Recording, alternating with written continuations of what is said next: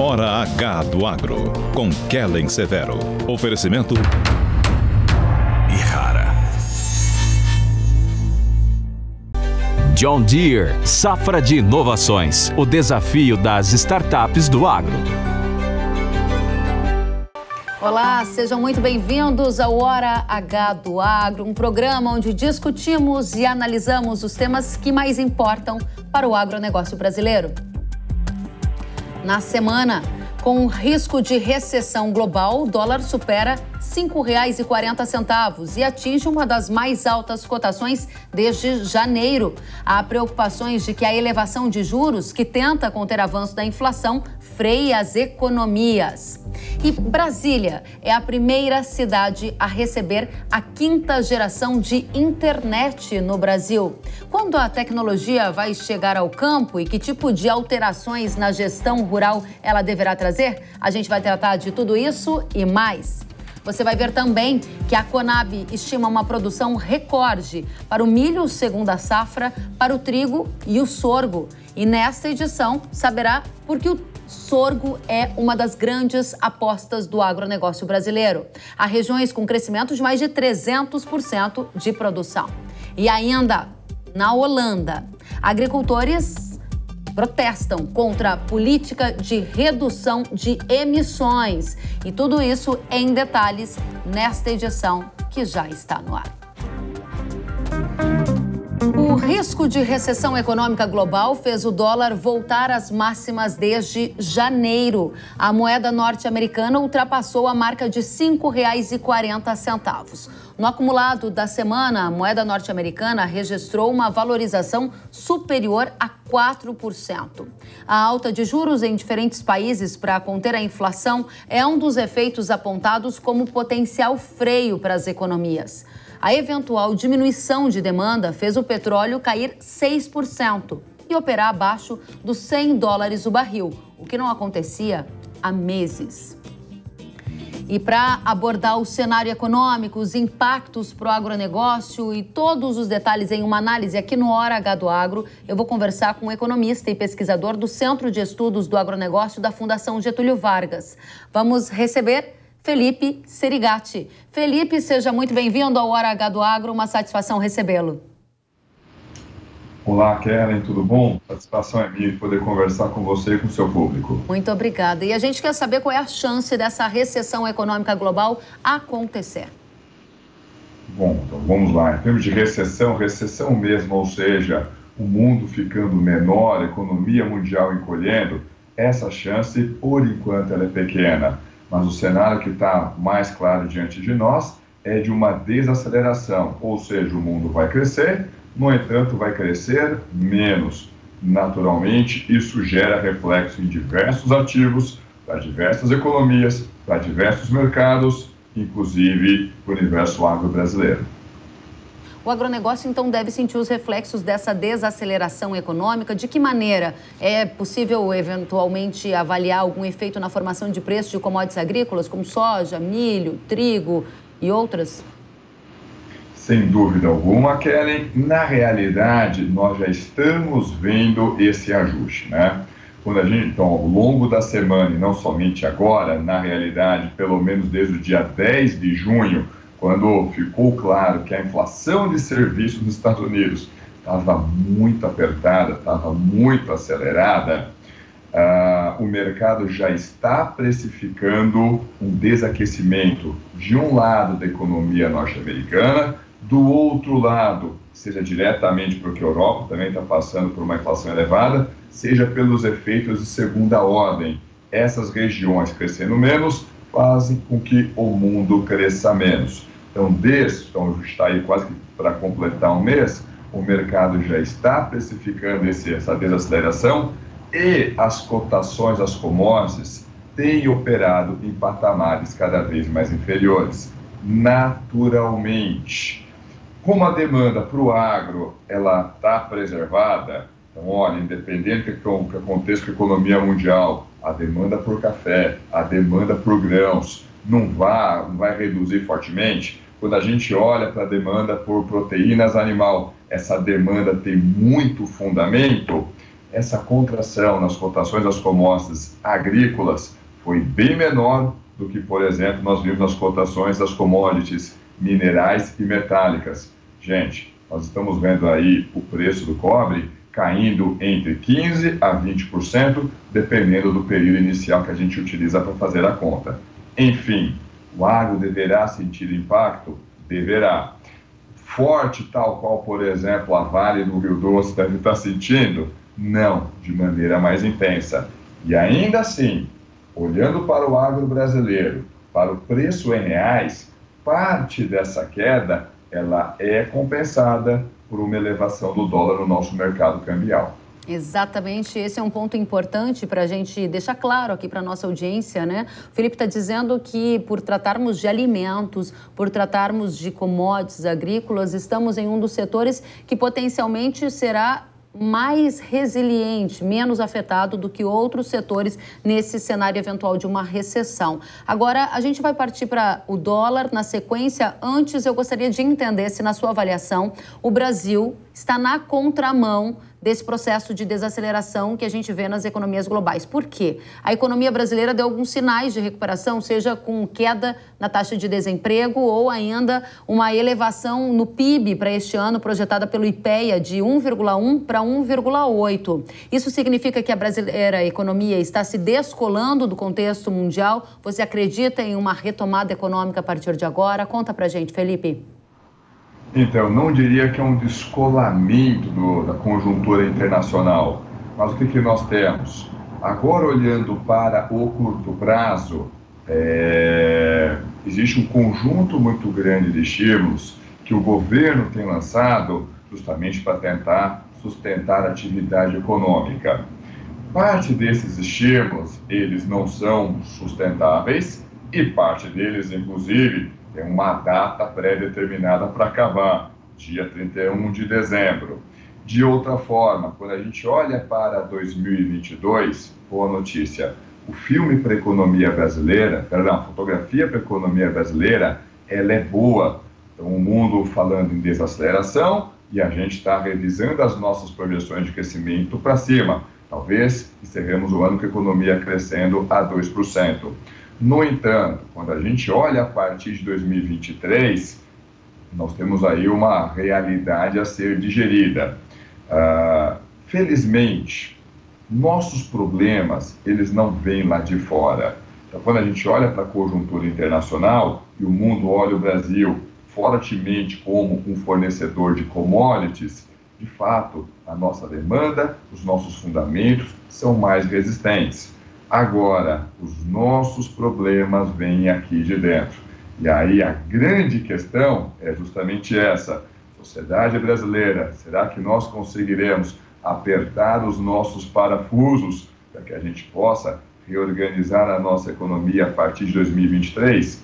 Isso é uma questão em aberto e, naturalmente, essa incerteza reflete justamente no valor do dólar no nosso mercado cambial. Muito bem. Você trouxe alguns links importantes. Pode ser, inclusive, que a economia do Brasil termine o ano com crescimento de 2%, foi o que o Felipe colocou aqui para a gente. Trouxe os desafios internos. E esses desafios internos, trocando em outras palavras, podem ser entendidos também como os desafios fiscais, que, na avaliação de alguns economistas ao longo dessa semana, ajuda a explicar por que o dólar chegou a mais de R$ 5,40, renovando as máximas desde janeiro. Olhando para desafios internos, que foi o seu ponto, temos eleição, temos riscos fiscais e o cenário global mais turbulento. Qual a projeção que vocês aí na GV enxergam para o dólar de agora em diante? É mais altista? Que tipo de impacto isso traz para o agro? Então, a questão do dólar, para onde o dólar vai, gente, é algo completamente em aberto. Se nós estivéssemos conversando há 3 meses, estaríamos falando de um dólar a R$ 4,60, R$ 4,65. Se a gente estivesse conversando, talvez na terça-feira, nós estaríamos falando de um dólar a mais de R$ 5,46. No momento em que a gente está conversando agora, o dólar está operando a R$ 5,29. Dizer para onde o dólar vai, muito complicado. O que a gente sabe, está claro, tem muito espaço para forte volatilidade, diversos aspectos. Tanto quando a gente olha para fora e o mundo olhando para uma situação de menor crescimento e um possível risco, mas não é um risco majoritário, de recessão global, é um mundo que foge de risco. Fugir de risco implica ficar menos exposto a commodities e, do outro lado, ficar menos exposto a economias emergentes. A gente vê o reflexo disso na nossa taxa de câmbio. Como se não bastasse, para a realidade brasileira, como a gente tem tornado alguns dos nossos fundamentos macro mais frágeis, nesse momento de turbulência a gente fica ainda menos atraente, o que joga ainda mais pressão para o mercado cambial. Muito bem. Nesse contexto em que você coloca de uma expectativa de grande volatilidade, é completamente compreensível, especialmente num segundo semestre que a gente tem uma disputa de eleição presidencial aqui no Brasil. O meu ponto para você agora vira para outra questão que também vai estar no centro das discussões das eleições, que é custo de energia. A gente viu nesta semana, Felipe, o petróleo chegar a operar ali ao redor de $100 o barril, até abaixo disso em alguns momentos. E isso é algo que nos surpreende, é uma das cotações mais baixas dos últimos meses e leva em consideração uma preocupação com arrefecimento de demanda, fruto dessa situação de risco de desaceleração global. Meu ponto para você é, existe uma tendência de alta para petróleo, de baixa para petróleo? O que vai reger esse mercado na sua avaliação?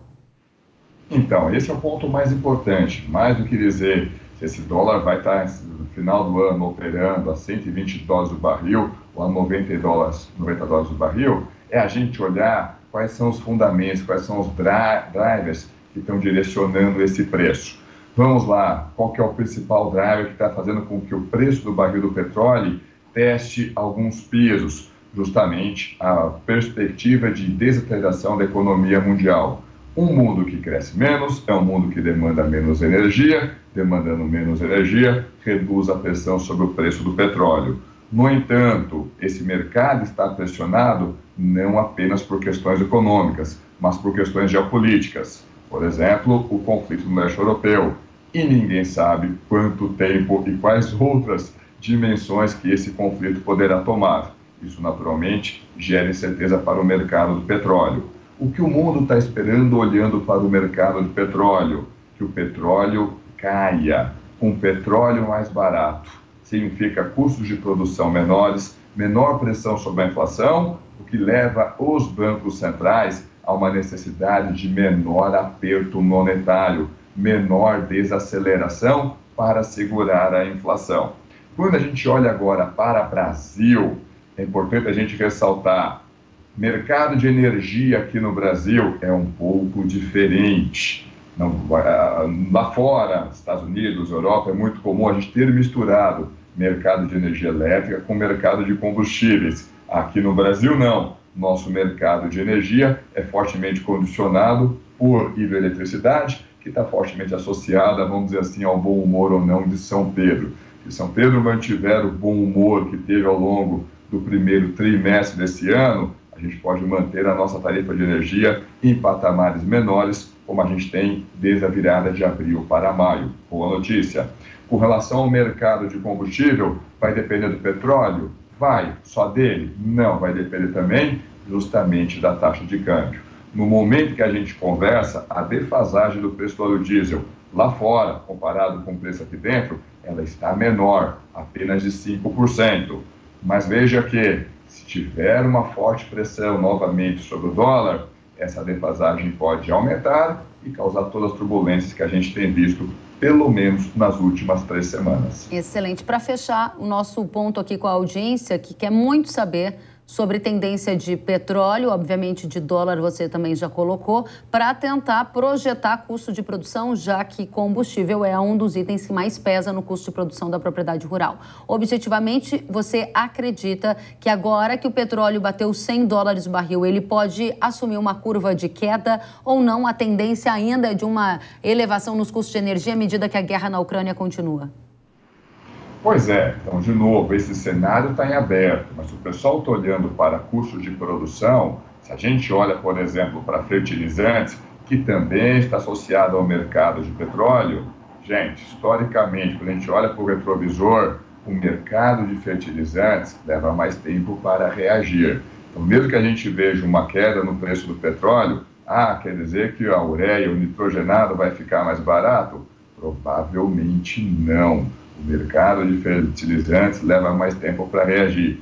Isso significa que, praticamente, independente do que aconteça com o mercado do petróleo, olhando para o mercado de fertilizantes, a gente deve continuar operando. Quem ainda não adquiriu, vamos imaginar assim, seus fertilizantes para o início da safra de verão 22-23, ou até mesmo para os fertilizantes a serem utilizados na nossa segunda safra lá no ano que vem, esses custos deverão permanecer pressionados, ao menos do lado dos fertilizantes.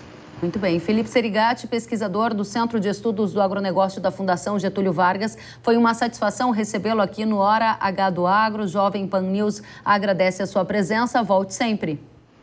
Eu que agradeço o convite. Uma excelente sexta-feira para vocês e até a próxima. Até. E nesta semana, a Companhia Nacional de Abastecimento projetou uma safra recorde de grãos na temporada 21-22. A expectativa é de uma produção de mais de 272 milhões de toneladas, apesar dos problemas climáticos registrados na safra verão. O destaque de produção está nas safras de inverno. O milho, segunda safra, o trigo e o sorgo, que deverão atingir os maiores volumes da história. A segunda safra de milho é estimada em 88,4 milhões de toneladas, a de trigo em 9 milhões de toneladas e a de sorgo em 3 milhões de toneladas. E o sorgo é uma das novas apostas do agro, é isso mesmo. O grão ele é usado na ração animal, principalmente frango. E uma das vantagens é que ele é mais resistente a períodos de estiagem. Há regiões em que a produção cresceu 362% na temporada. O caso de Mato Grosso do Sul. No Piauí, houve um incremento de 200% na produção. E na Bahia, quase 100%. Vamos aprofundar este tema com o gerente de acompanhamento de safras da Conab, Rafael Fogaça, que está conosco. Rafael, seja muito bem-vindo. Olá, Kellen. Obrigado pelo convite. Obrigada a você pela oportunidade de entendermos todo esse destaque do sorgo, né? A safra de sorgo do Brasil deverá atingir 3 milhões de toneladas. Isso representa um aumento de quase 45% em relação ao ciclo anterior. Por que o sorgo é a aposta do agro brasileiro? Quando nós estávamos fechando a safra de grãos este mês, o sorgo chamou a atenção porque agora já é a 7ª maior cultura produzida no Brasil, né? Soja e milho são disparados na frente as maiores, depois arroz e trigo, nós temos caroço de algodão e feijão e logo depois o sorgo. O sorgo é uma cultura, como você mesmo mencionou, que ela tem uma aptidão a resistir a estiagens, mais do que outras culturas. Então ela é uma cultura que geralmente quando o produtor não consegue semear milho dentro de uma janela ideal, milho segunda safra, opta-se por semear sorgo, porque ele é mais resistente à estiagem, que é comum acontecer no Brasil após mês de abril, maio, em grande parte do Brasil central, né? Quase toda a região do Cerrado. Interessante. Há uma tendência de crescimento do sorgo daqui para frente? Quais regiões devem apostar mais na cultura, na sua avaliação?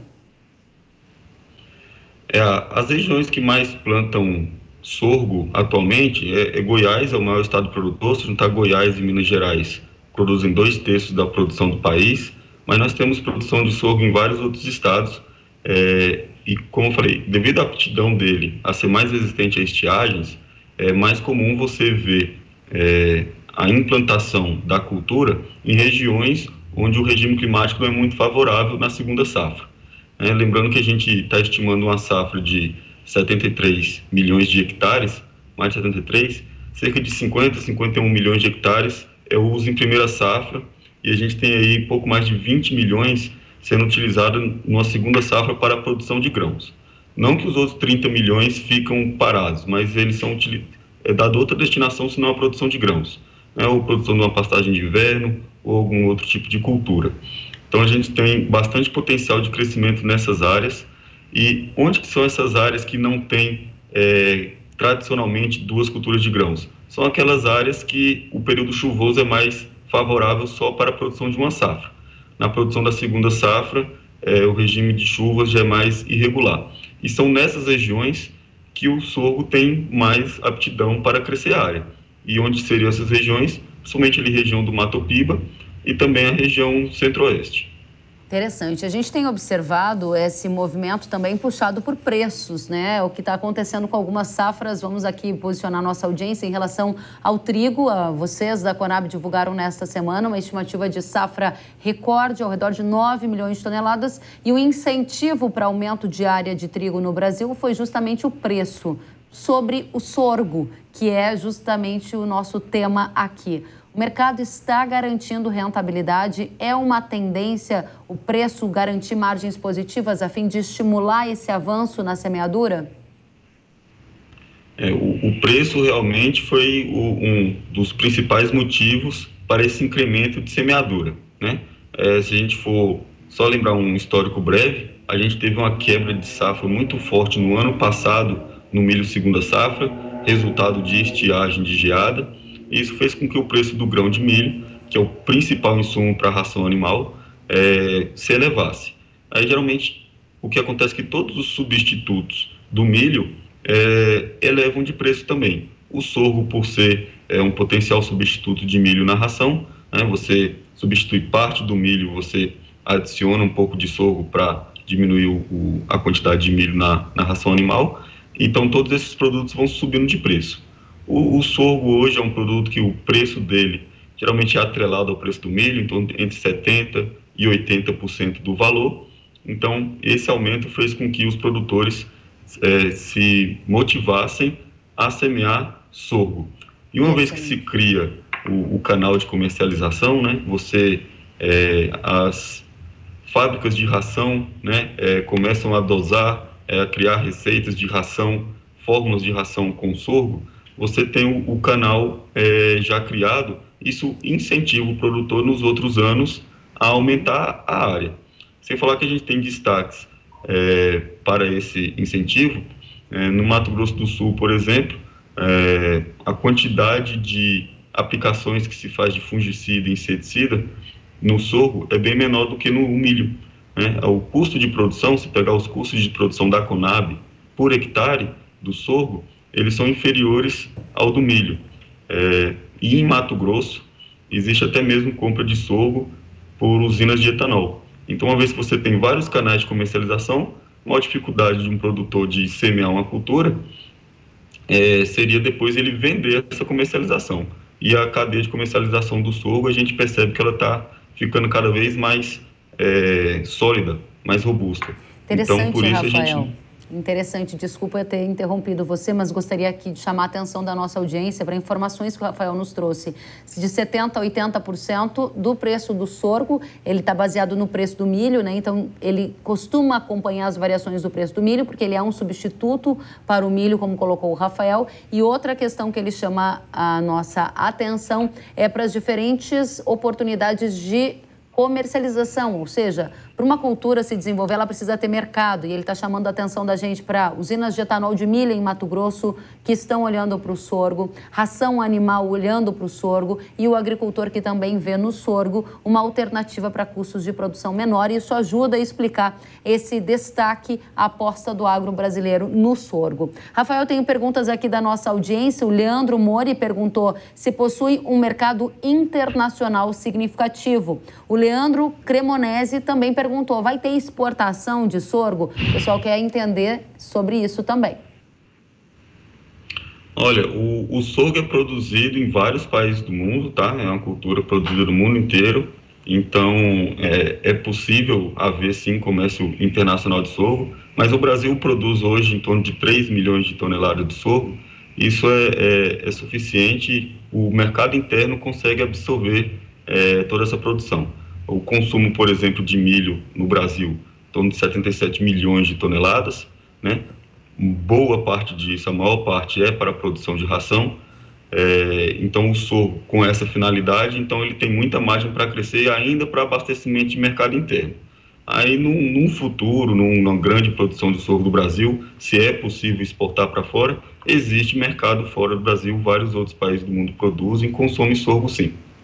Muito bem. Rafael Fogaça, gerente de acompanhamento de safras da Conab, muito obrigada por estar aqui chamando a atenção da nossa audiência para esse fenômeno que está acontecendo na agricultura brasileira de incremento de produção de sorgo, oportunidade para quem quiser aprender mais. Agradeço, volte sempre, foi um prazer recebê-lo. Até a próxima. Prazer é todo meu, estou sempre à disposição. Da mesma forma, tchau, tchau. E na Holanda, vocês sabem o que está acontecendo por lá? Vamos ver. Agropecuaristas bloquearam centros de distribuição de supermercados em diferentes cidades. Vocês estão vendo as imagens, né? Eles temem que o plano de redução de emissões de óxidos de nitrogênio, do esterco de animais de fazenda e do uso de amônia em fertilizantes, anunciado pelo governo, inviabilize a continuidade de atividades rurais, como a pecuária, por exemplo. Afinal de contas, a gente está falando, por exemplo, no caso de insumos, de questões que são fundamentais nessas atividades. Em Amsterdã, o aeroporto também teve bloqueio com tratores. Vocês estão vendo esse movimento que acontece na Holanda, que chama a atenção de agricultores aqui no Brasil, com agricultores protestando, interrompendo parte de algumas estradas para justamente reivindicar este plano do governo da Holanda de reduzir emissões, e eles têm preocupação de que isso possa inviabilizar o agro no país. Segundo a agência de notícias Reuters, a redução estimada é de 30% no número de animais. E agora eu tenho um recado para você. Você sabia que as lagartas podem causar prejuízos durante todo o ciclo da soja, desde a emergência das plantas até a colheita? Elas são pragas que se desenvolvem muito rápido e que estão cada dia mais resistentes, levando incontáveis prejuízos às lavouras brasileiras. Pensando nisso, a Yara lançou recentemente o Hayat, um inseticida com tecnologia inédita que varre as lagartas da soja para sua plantação ficar protegida e você obter o máximo de rentabilidade. A Yara também tem um portfólio completo de soluções para todas as ameaças no campo. Soluções essas que, assim como o Hayat, te ajudam a cuidar do seu plantio com eficiência. Por isso, eu convido você a apontar a câmera do seu celular para o QR Code que aparece aqui na tela ou acessar yara.com.br para conhecer mais e deixar o vento soprar a seu favor com Hayat. Na hora H da proteção do seu cultivo, é Yara. Pode confiar. E nesta semana foi lançada em Brasília a tecnologia 5G. A cidade é a primeira a receber a internet móvel de quinta geração. E, de acordo com a Agência Nacional de Telecomunicações, a Anatel, Belo Horizonte, Porto Alegre e São Paulo serão as próximas capitais a contar com a novidade. A implementação dessa tecnologia no Brasil gera expectativas para o agronegócio, já que, quando chegar ao campo, o 5G pode aumentar a velocidade de conexão, acelerar a implantação da chamada internet das coisas, com mais transferência de dados, inteligência artificial e conectividade. Em entrevista exclusiva ao Jornal da Manhã, aqui na Jovem Pan, o ministro das Comunicações, Fábio Faria, indicou as mudanças que o agronegócio e outros setores da economia podem registrar com a tecnologia 5G. Vamos conferir. Então, nós estamos partindo agora para termos o país com a maior cobertura do 5G standalone, que é o 5G puro, entre todos os países do mundo. O nosso leilão, a gente priorizou o 5G melhor. Então, nas 5.570 cidades, nas áreas urbanas, nós teremos o 5G. E nas áreas remotas, por exemplo, nas cidades do Nordeste, nas cidades do interior do Norte, muitas delas têm distritos que ficam ali a 5, a 10, a 15 quilômetros. Então, a gente priorizou o 4G. Então, área remota, área rural, 4G. A área urbana, 5G. Interessante, a gente acabou de ver área remota, área rural, 4G. Essa é uma das prioridades apontadas pelo ministro. Vamos conferir mais detalhes sobre isso. Com 5G, vão vir várias aplicações na indústria. Por exemplo, o agronegócio vai sofrer uma mudança muito grande.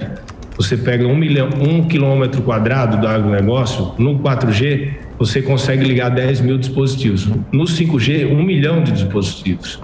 Então, o agronegócio ficará todo conectado. A telemedicina, você vai ter atendimento à distância, né? Até cirurgia à distância, carros conectados.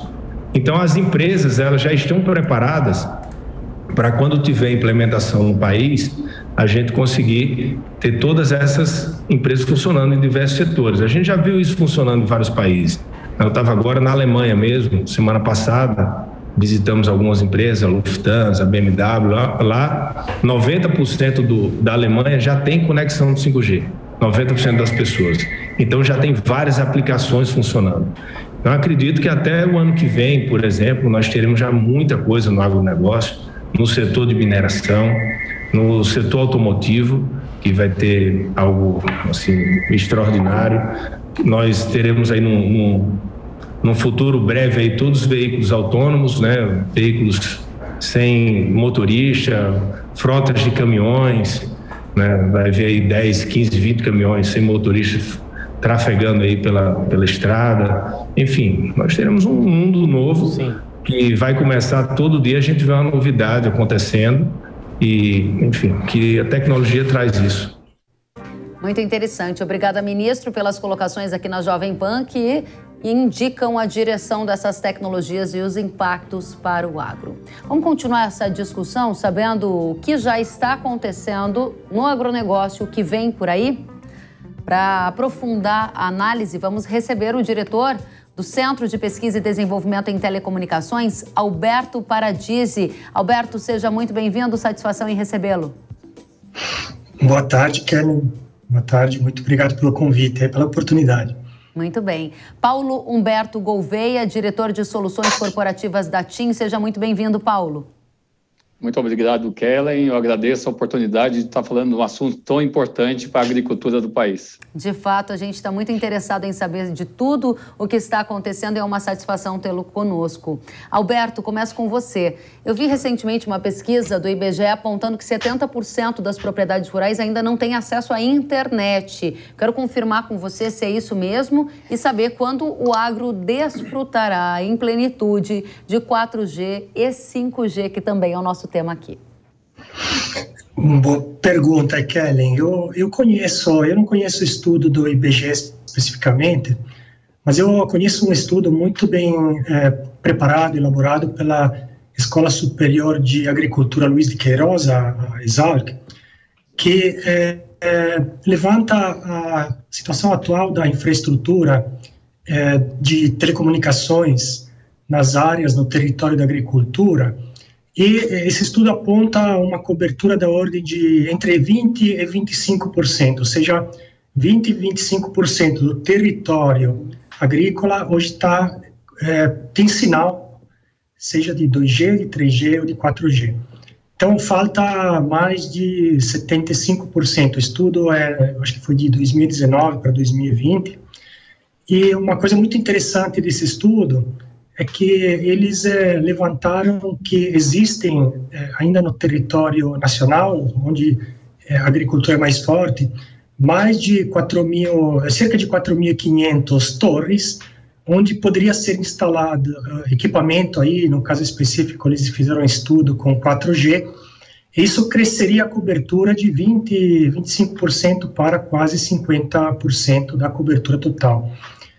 E, adicionalmente, no mesmo estudo, se for construir torres, no caso específico, eles calcularam 15 mil torres adicionais, com 15 mil equipamentos de rádio 4G, a cobertura chegaria a 90% do total de território da agricultura. Ou seja, hoje nós estamos perto aí do número que o IBGE aponta, entre 20% e 25% de cobertura. Interessante. E agora, as suas expectativas, a partir de quando você acredita que a gente deve ter o 4G e o 5G operando efetivamente no país? São expectativas. Na sequência, eu continuo com o Paulo. Expectativa, eu acho que a coisa, esse crescimento da penetração do 4G, nesse momento, eu diria que talvez seja a tecnologia mais apropriada para o campo. E está acontecendo, a TIM é testemunha, eles têm publicado aí, feito press release de muitos projetos, a gente, esse PQD, tem desenvolvido tecnologia que tem sido aplicada aí para melhorar a cobertura e digitalizar as fazendas. Então, eu diria, esse processo está acontecendo, a gente gostaria de vê-lo acontecer com mais velocidade. Agora, tem vários fatores aí que eu diria são desafios e barreiras. Tá certo. São investimentos grandes, são processos aí importantes aí onde a educação dos produtores faz parte do desafio. E não último, o ganho econômico aí desse processo de digitalização do campo tem muito a ver com as aplicações. Então, as aplicações vão vir de empresas aí, pequenas, médias e grandes, com capacidade de inovar nas aplicações, que pode ser um marketplace, uma fazenda inteligente, uma logística inteligente, ou, enfim, aplicações de outro tipo. Então, é um processo que está acontecendo, que eu acho que o grande desafio é aumentar a velocidade, tá? Muito bem. Os fatores são vários. Obrigada, Alberto, pelas colocações iniciais. Paulo, agora eu quero saber de você. Como a iniciativa privada trabalha para aumentar a conectividade, há projetos pilotos já de 5G na área rural. Conte para a gente toda a sua experiência nessa área e o que a gente pode esperar dessa revolução que está acontecendo. Falar rapidinho aqui complementando a fala do ministro. Hoje, se a gente analisar o país, o Brasil é um país de desafios e dimensões continentais. Quando a gente olha o número de municípios, cidades, 5.570. A TIM hoje já é a maior operadora com rede móvel no país. A gente está chegando a 5.400 municípios. Com a rede 4G, a gente já passou 5.000 municípios. A gente tem um compromisso com o país e com o povo brasileiro de chegar a todas as cidades, a 5.570 municípios até o início de 2023. Penetração no agronegócio. A gente vem trabalhando dentro desse processo de transformação digital do país e do agronegócio brasileiro há alguns anos. A gente começou com tecnologia 4G, como disse o Alberto, não pelo 4G ser o mais apropriado do que o 5G, é porque a frequência do 4G em 700 MHz ela tem um alcance maior na cobertura do que se utilizando uma frequência de 5. E o 5G, vamos lembrar que ele está sendo habilitado, autorizado a ligar o 5G a partir de agora. Os nossos projetos no 4 começaram em 2018. Uma das coisas que a gente fez foi, entender as demandas do campo, mudar o modelo financeiro do agronegócio, porque o modelo que é aplicado em cidades é a densidade de usuários por quilômetro quadrado. Esse modelo não se aplica ao agronegócio brasileiro. E outra decisão foi se inserir dentro dos ecossistemas. A TIM é cofundadora da Associação Conectada Agro, que é uma associação de fomento para o uso de tecnologia no agronegócio. Nesses últimos 4 anos, a gente já cobriu mais de 7 milhões de hectares. Se pensar na conectividade de sensores com uma tecnologia chamada NB-IoT, que é de narrowband, banda estreita, essa área ela praticamente dobra, vai a 15 milhões de hectares. Essa cobertura de 7 milhões cobriu mais de 25 mil quilômetros de rodovia, e você disse uma palavra interessante, acesso à internet. Com toda essa cobertura, a gente já beneficiou mais de 900 mil pessoas que vivem no campo, com inclusão social e inclusão digital. O desafio é muito grande, 7 milhões de hectares corresponde a 10% de toda a área da agricultura. Se a gente pensar na área da pecuária, são mais 300 milhões de hectares pela frente. É um grande desafio. É um grande desafio, interessante você colocar em números para a gente entender as proporções. Em quanto tempo você estima que a gente vai estar aqui noticiando na Jovem Pan o 5G revolucionando a agricultura do dia a dia, das rotinas? A gente acabou de noticiar a chegada do 5G em Brasília, na sequência em outras capitais do Brasil. Qual a sua expectativa, Paulo? Tá, vamos lá. O 5G é uma nova tecnologia e, como eu disse, é um processo de transformação digital. A gente está fazendo uma jornada de transformação digital do agronegócio. Então, a gente está começando com 4 e o 5G ele tem características de ultra banda larga, ou seja, velocidades acima de 1 gigabit por segundo, de baixíssima latência para comunicação de veículos autônomos, Então, só para se ter uma ideia, a gente trabalha no 4G entre 40 e 70 milissegundos, no 5G você é possível trabalhar com 1 milissegundo. 40 milissegundos já não é perceptível para o ser humano. E a outra questão é milhões de dispositivos por quilômetro quadrado, como bem citado pelo ministro. Então, isso são características técnicas do 5G. Como ele vai ser aplicado, a solução, os casos de uso e as aplicações do 5G serão definidos pelo mercado do agronegócio. Para que a gente crie esses casos de uso e essas soluções, o ano passado a gente fez o primeiro piloto, em maio de 2021, a gente lançou um primeiro piloto em Rondonópolis, junto com a Associação Mato-Grossense dos Produtores de Algodão.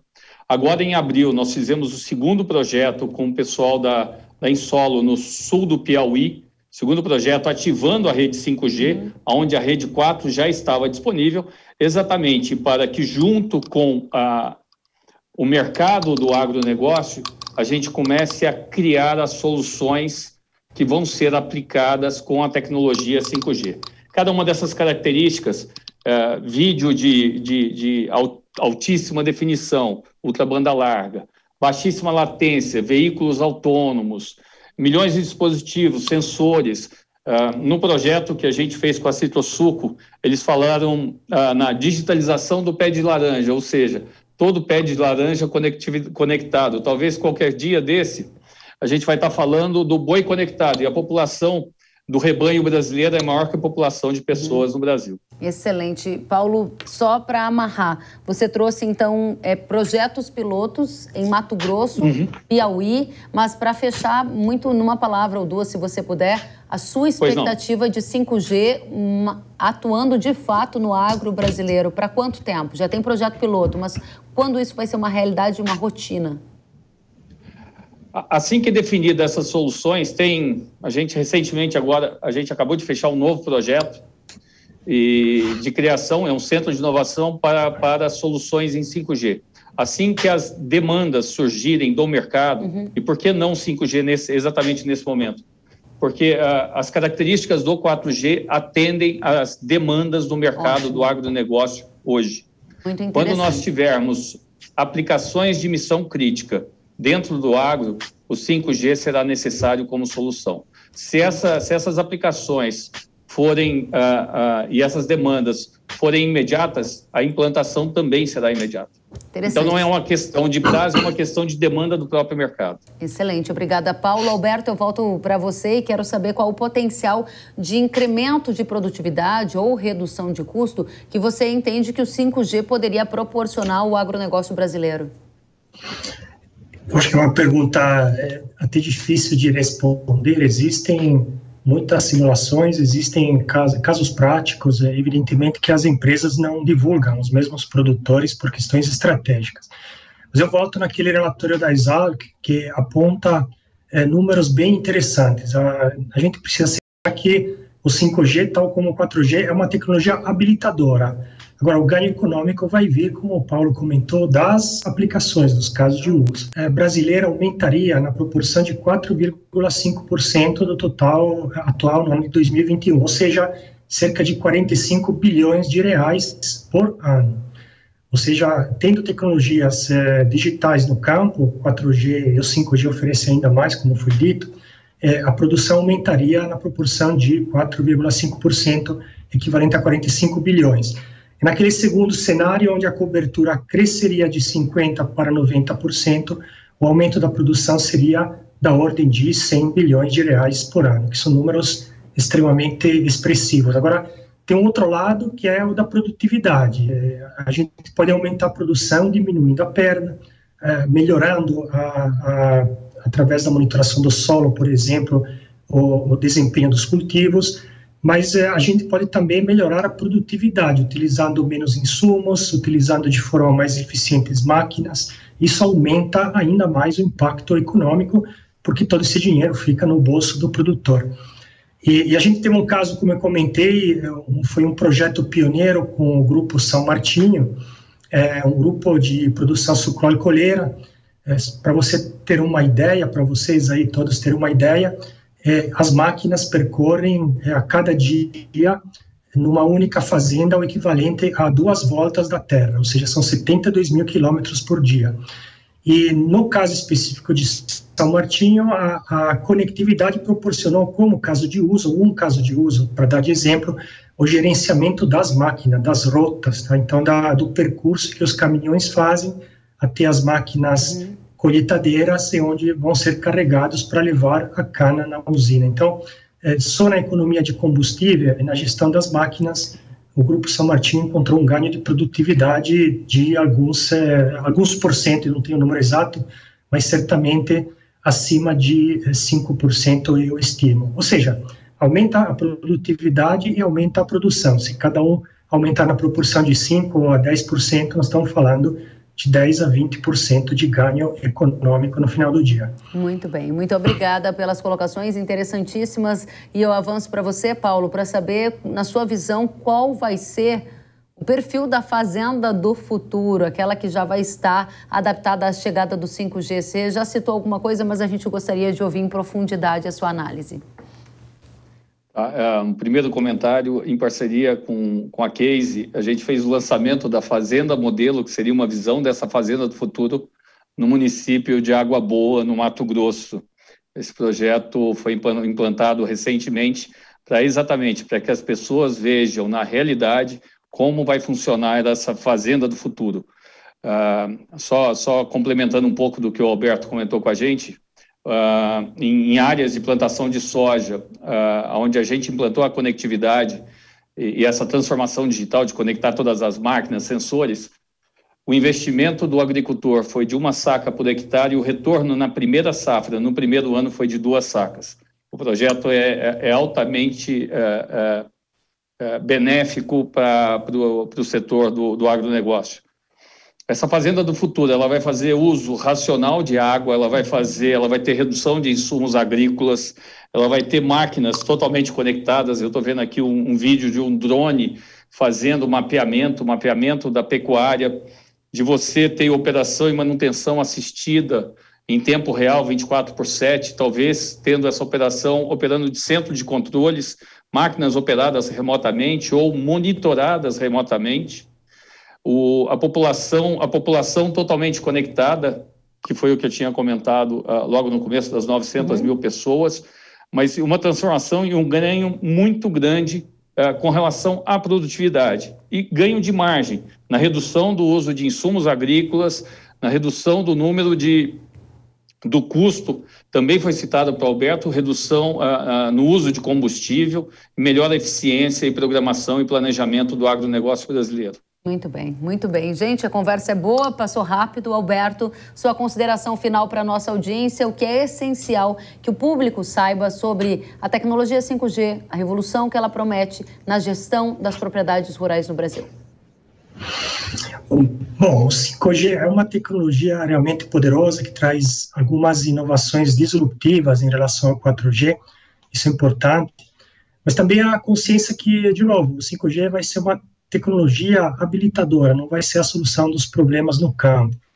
Esses problemas vão ser resolvidos com políticas públicas, com atividades ligadas à educação, à formação de pessoas e com a promoção, do meu ponto de vista, do empreendedorismo de base tecnológica, porque vão ser as pequenas e médias empresas que vão poder dialogar de forma efetiva com os produtores e construir, a partir da base da infraestrutura do 5G, as soluções aí, trazer os impactos econômicos desejados. Esse é meu ponto, e acho que um ponto adicional, não sei se para finalizar, mas enfim, que eu acho relevante, é a importância de levar a tecnologia digital no campo. Não é só a importância de melhorar a produtividade e a produção, mas também de fixar as pessoas no campo, de mostrar aos produtores que existe a possibilidade de ter uma vida boa, uma renda boa, e até os jovens, ao invés de migrar para as cidades, poder aí continuar a vida deles no campo, uma vida de qualidade com acesso a serviços públicos e privados, de educação, de saúde,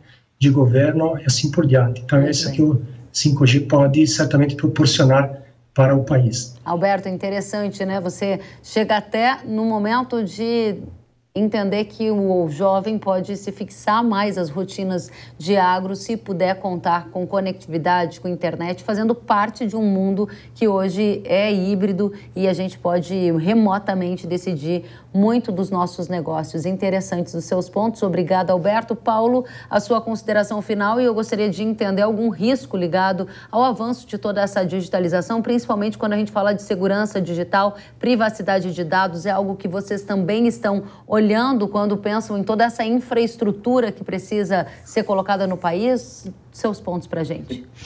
Falando um pouquinho com relação à segurança, só lembrando o seguinte, a rede LTE, que é essa rede 4G e 5G LTE de Long Term evolução de longo prazo, é a rede mais segura de comunicação que existe.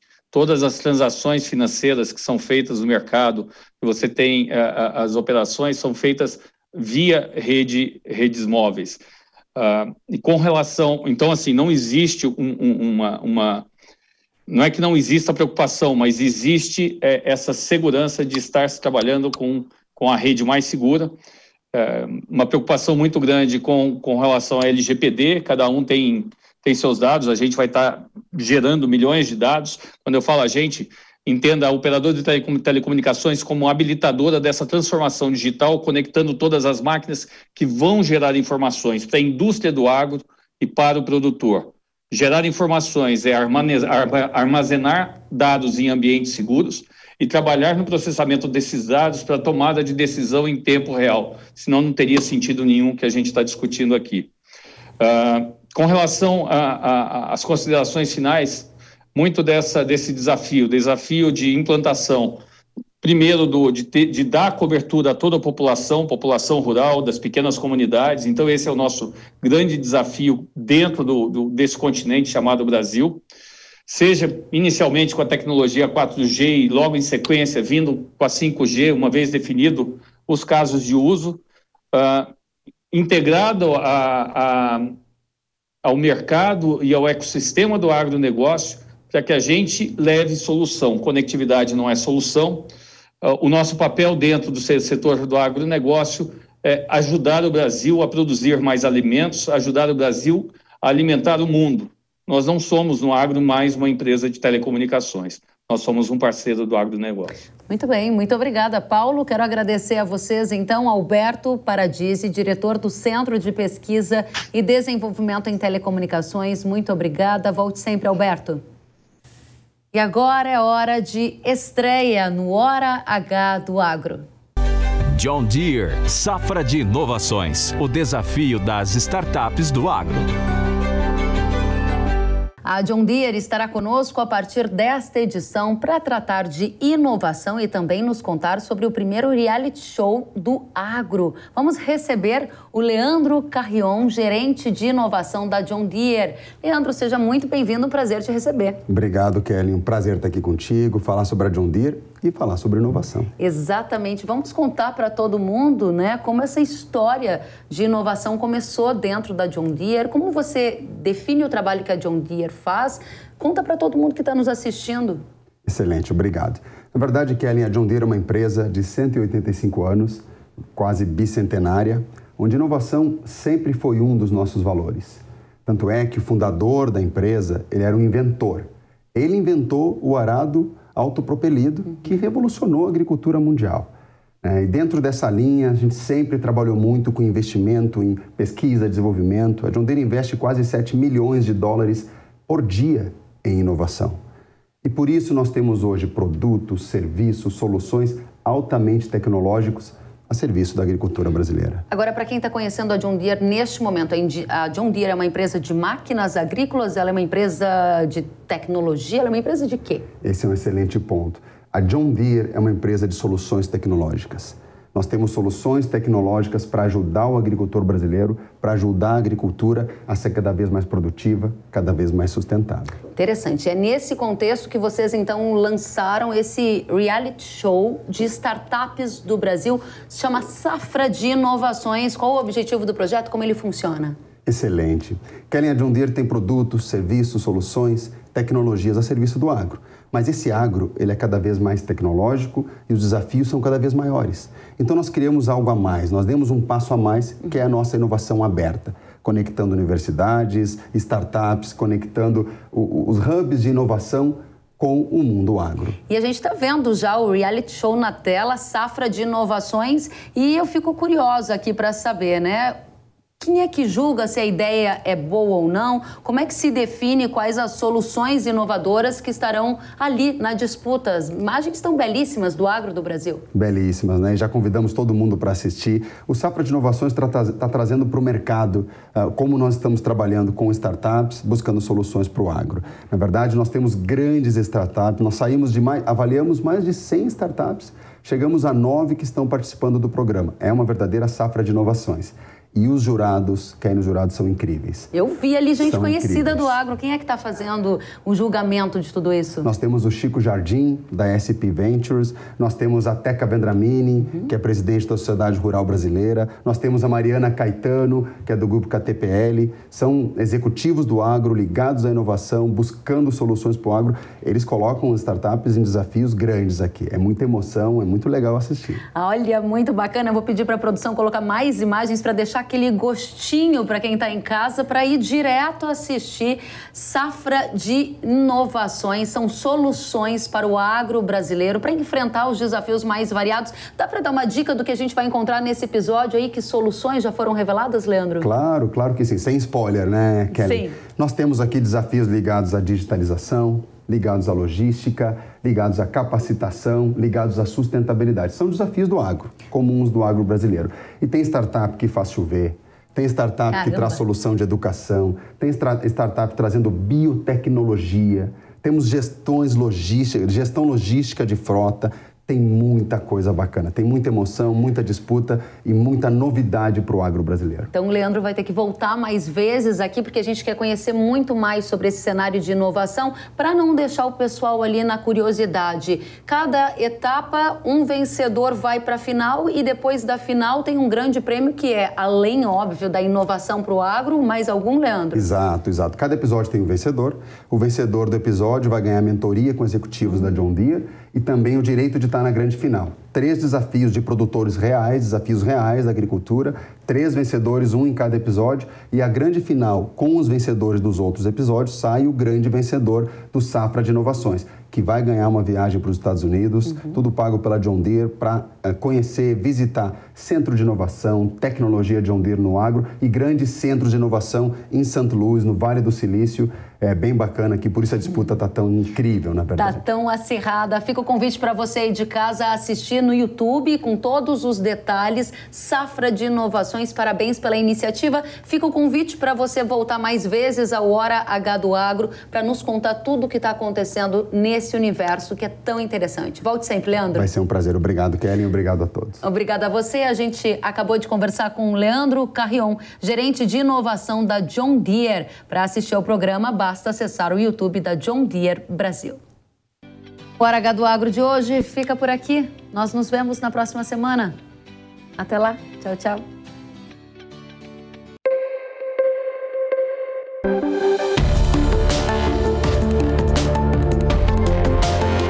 Hora H do Agro, com Kellen Severo.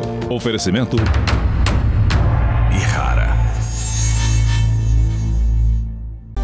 John Deere, Safra de Inovações, o desafio das startups do agro.